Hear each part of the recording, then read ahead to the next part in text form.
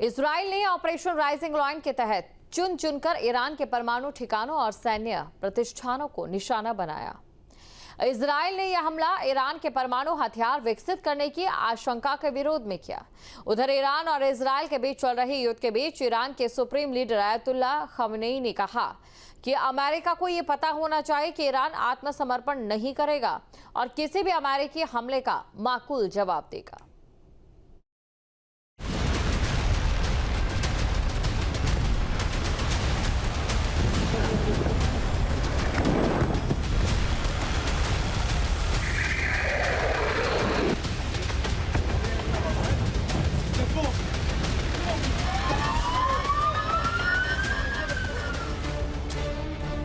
Iran और Israel के बीच चल रहे युद्ध के बीच ईरान के सुप्रीम लीडर आयतुल्ला खमेनी ने बुधवार को नागरिकों को दिए गए अपने संबोधन में कहा कि जो लोग ईरान के इतिहास को जानते हैं वे जानते हैं कि ईरानी धमकियों की भाषा का अच्छी तरह से जवाब नहीं देते हैं। उन्होंने कहा कि ईरान थोपी गई शांति या युद्ध को स्वीकार नहीं करेगा। ईरान समाचार एजेंसी के मुताबिक खमेनी ने कहा कि अमेरिका को ये पता होना चाहिए कि ईरान आत्मसमर्पण नहीं करेगा और किसी भी अमेरिकी हमले के गंभीर परिणाम होंगे। खमेनी ने ट्रंप को चेतावनी देते हुए कहा, अगर इजराइल के खिलाफ जंग में अमेरिकी सेना ने दखल दिया तो अंजाम बुरा होगा।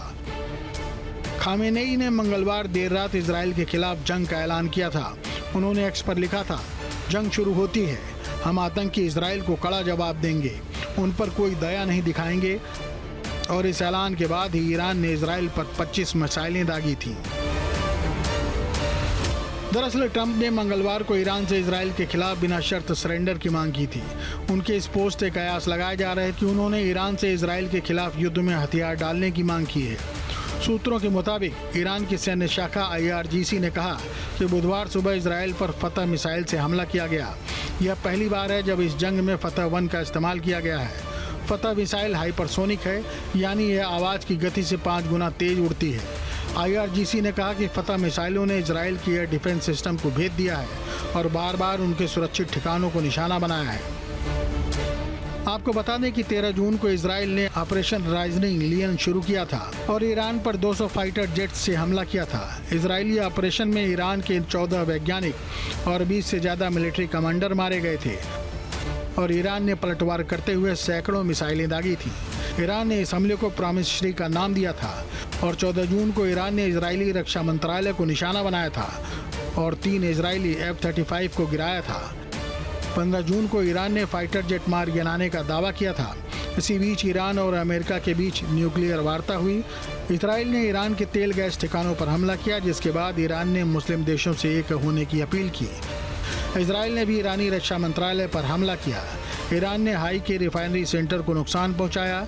16 जून को ईरान का इजराइल पर सबसे बड़ा हमला हुआ, जिसमें 200 लोग मारे गए। ईरान के विदेश मंत्रालय पर इजराइल का हमला हुआ। ईरान ने इजराइल का एक और F-35 गिराने का दावा किया। ईरान का इजराइल में मोद हेडक्वार्टर पर हमला हुआ। ईरान से 600 से ज़्यादा विदेशी अजरबैजान के रास्ते निकाले गए।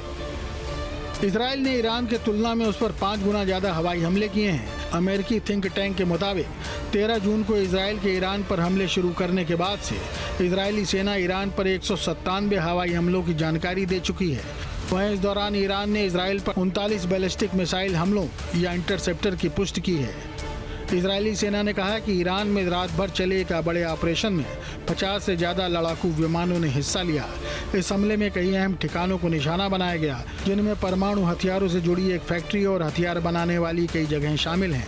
इजराइल ने बुधवार सुबह भी ईरान की राजधानी तेहरान पर हमले किए। एक समाचार एजेंसी ने वीडियो जारी कर दावा किया है कि तेहरान के आसमान में विस्फोट होते देखे गए हैं। इसमें दावा किया गया है कि ईरान की एयर डिफेंस फोर्स ने इजराइल की ओर से दागी गई मिसाइलों को मार गिराया। Team news state. जहां भक्ति है हर शब्द में, कथाओं में छुपे हैं दिव्य रहस्य और ज्योतिष देता है जीवन को दिशा। धर्म से जुड़ी हर बातों को जानने के लिए हमारे चैनल स्तुति को सब्सक्राइब करें। चैनल पर जाने के लिए इस लिंक पर क्लिक करें।